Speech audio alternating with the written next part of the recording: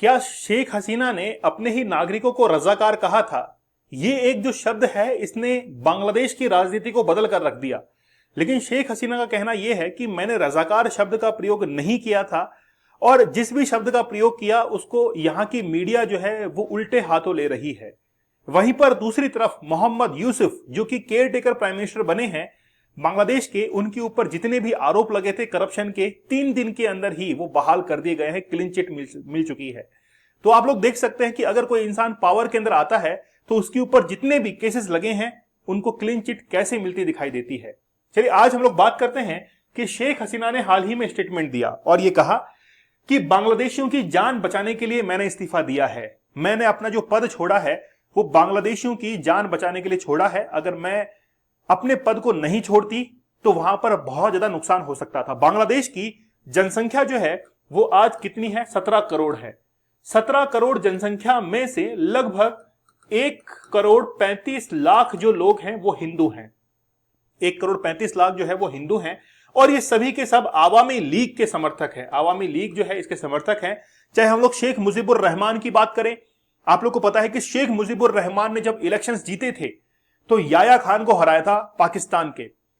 तो पश्चिमी पाकिस्तान और पूर्वी पाकिस्तान के अंदर जब इलेक्शंस हुए थे तो पश्चिमी पाकिस्तान के याया खान को पूर्वी पाकिस्तान के आवामी लीग के जो व्यक्ति हैं, जो कि लीडर थे, उन्होंने हरा दिया था पश्चिमी पाकिस्तान के लीडर को। इससे याया खान बड़ा नाराज था और इस बात को देखते हुए पूर्वी जो पाकिस्तान है, जो कि आज का बांग्लादेश है, वहां पर शेख मुजीबुर रहमान के ऊपर कार्रवाई की गई थी। लेकिन फिर भारत ने जो है इसके अंदर इंटरफेयर किया और बांग्लादेश को आजादी दिलाई। शेख हसीना का यह कहना है कि आज अगर उन्होंने देश छोड़ा है तो बेसिकली बांग्लादेशियों को बचाने के लिए ही छोड़ा है।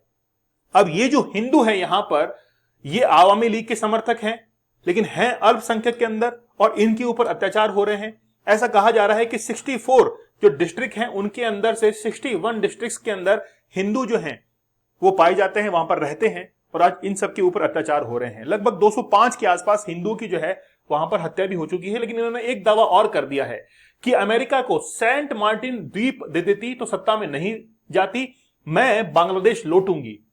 मतलब ये बात है अप्रैल 2023 की, जिस समय पार्लियामेंट के अंदर शेख हसीना जो है इन्होंने कहा था कि व्हाइट मैन, गोरे लोगों को अगर मैंने सेंट मार्टिन आइलैंड दे दिया तो फिर वहां पर वो अपना एयरफोर्स का बेस बनाएंगे और ये जो बंगाल की खाड़ी है, बे ऑफ बंगाल है, इसको कंट्रोल कर लेंगे। इसके बाद में फिर इंडिया, म्यांमार और फिर चाइना, तो चाइना जो है इसको ये काउंटर करेंगे और खास तौर पर बांग्लादेश जो है वो विदेशियों के हाथ में चला जाएगा। ये बात शेख हसीना को पता थी और तब से लेकर आज देखिए स्थिति कितनी बदल चुकी है।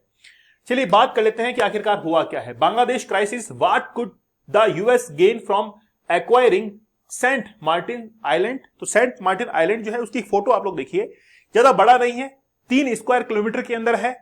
लेकिन ये यहां पर आप लोग एस्टेब्लिशमेंट देख रहे हैं, कुछ घर बने हुए हैं, सोलर सिस्टम्स यहां पे लगे हुए हैं। बांग्लादेश का ये प्लान था कि यहां पर इको टूरिज्म जो है इसको डेवलप किया जाएगा।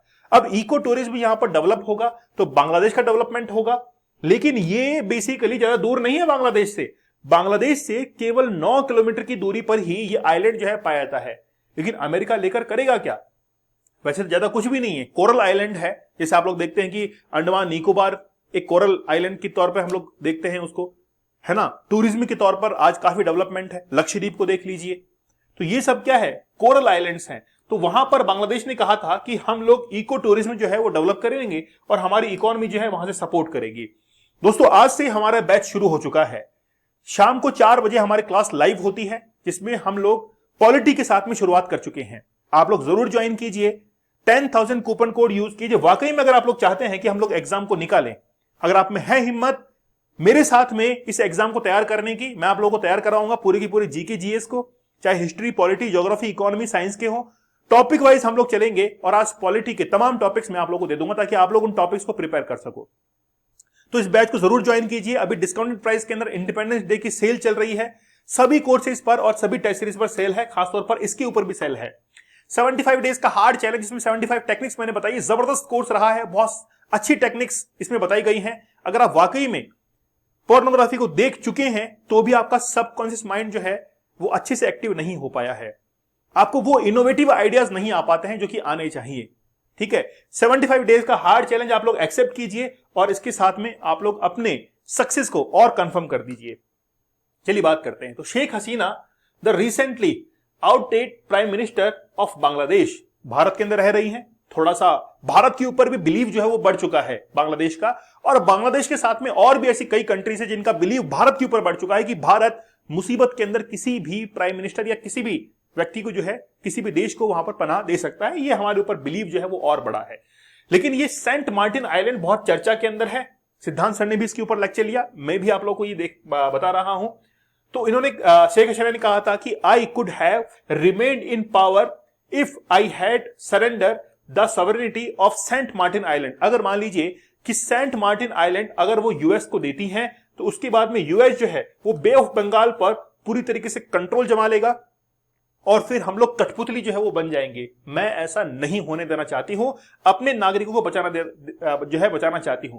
फर्स्ट टाइम जो है ऐसा नहीं हुआ है। तो this is not the first time Hasina has hinted at US. पहली बार हसीना ने जो है, शेख हसीना ने ऐसा नहीं कहा है, पहले भी कई बार जो है पार्लियामेंट के अंदर उन्होंने स्पीच दी है। Earlier this year she claim that a white man, मतलब जो गोरे लोग हैं वो इसको कैप्चर करेंगे और यहां पर एयरफोर्स बेस जो है वो बनाएंगे। सेंट मार्टिन आइलैंड जो है वो यहां पर है। ठीक है, ये बांग्लादेश आप लोग देख सकते हैं। ठीक है, ये म्यांमार है। तो बांग्लादेश और म्यांमार को मिलाकर एक अलग ही देश ईस्टर्न तिमोर जो है उसको बनाने की बात थी। पूरे के पूरे क्रिश्चियन कम्युनिटी यहां पर लोग रहेंगे। इसके बाद में अंडमान निकोबार से ज्यादा दूरी जो है वो नहीं है। यहां पर देखिए ये अंडमान निकोबार है, इससे भी पास में है। मतलब बे ऑफ बंगाल के अंदर पूरा का पूरा एक्सेस जो है वो किसको मिल जाएगा, वो मिल जाएगा यूएसए को। नीचे अगर आप लोग देखेंगे तो यहां पर है स्ट्रेट ऑफ मलक्का। यहां से जितना भी ट्रेड होगा, अब वो ट्रेड जो है वो किसकी निगरानी में होगा, यूएसए की निगरानी में।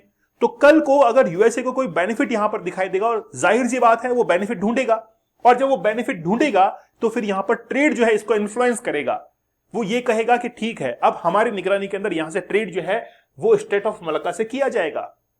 तो स्ट्रेट ऑफ मलक्का जो है वो इंडियन ओशियन या हम लोग कहें बे ऑफ बंगाल को और साउथ जो चाइना सी है इसको आपस में कनेक्ट करता है। तो वहां पर ट्रेड को इन्फ्लुएंस जो है वो यूएसए कर सकता है। ट्रेड के साथ साथ में जितने भी जो मिलिट्री एक्सरसाइजेस होती हैं, नेवल एक्सरसाइजेस होती हैं, उसको भी इन्फ्लुएंस कर सकता है। तो ये जो सेंट मार्टिन आइलैंड है वो यहां पर स्थित है। सेंट मार्टिन जो आइलैंड है वो यहां पर स्थित है, बांग्लादेश से ज्यादा दूर नहीं है, नजदीक ही है।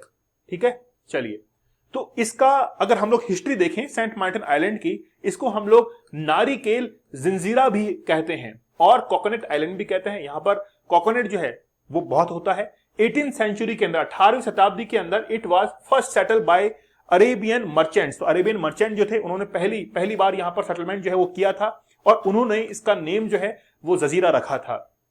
इन ब्रिटिश इंडिया 1900 के अंदर नेम आफ्टर ए क्रिश्चियन, जो क्रिश्चियन थे, मतलब जो हम कहते हैं हम लोग कि पुजारी जो होते हैं, सेंट मार्टिन उनका नाम था और उन्हीं के नाम पर इसका नाम जो है रखा गया है। उसके बाद में 1947 में जब पार्टीशन हुआ तो पाकिस्तान के पास में था, क्योंकि ईस्ट पाकिस्तान ये था, और अब जो है इस पर किसका अधिकार है, बांग्लादेश का अधिकार है। तो 1971 के बाद से बांग्लादेश का अधिकार जो है वो इसके ऊपर बना हुआ है। ये जो आप लोग यहां पर स्काई ब्लू कलर के अंदर देख रहे हैं, ये बेसिकली ईस्टर्न तिमोर में आप लोगों को बता रहा हूं, है ना। इसमें देखिए आप लोग, ये पूरा का पूरा एरिया जो है वो किसका है, ईस्टर्न तिमोर का है। ईस्टर्न तिमोर के लिए यूएसए ने कहा था कि यहां पर जो सेटलमेंट है वो क्रिश्चियन सेटलमेंट रहेगा और इसके अंदर बांग्लादेश और म्यांमार दोनों की कंबाइंड जो एरिया है वो उससे मिलकर बनेगा। जैसे इसकी बात करें तो म्यांमार के अंदर क्या है, चीन स्टेट है, ये चीन स्टेट वाला एरिया है। उसके बाद में ऊपर वाला जो एरिया आप लोग देख रहे हैं ये किसके हैं, मणिपुर की कुछ स्टेट्स हैं, डिस्ट्रिक्ट्स हैं।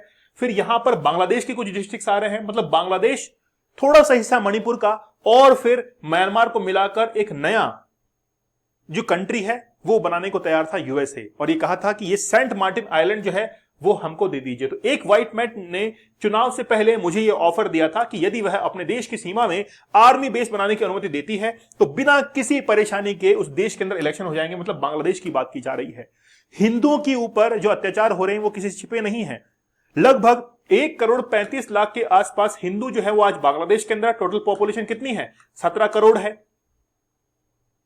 अब हिंदू अल्पसंख्यक हैं लेकिन वो आवामी लीग के समर्थक हैं, इसीलिए उनके ऊपर अत्याचार हो रहे हैं, है ना। एक रीजन ये भी फाइंड आउट आता है।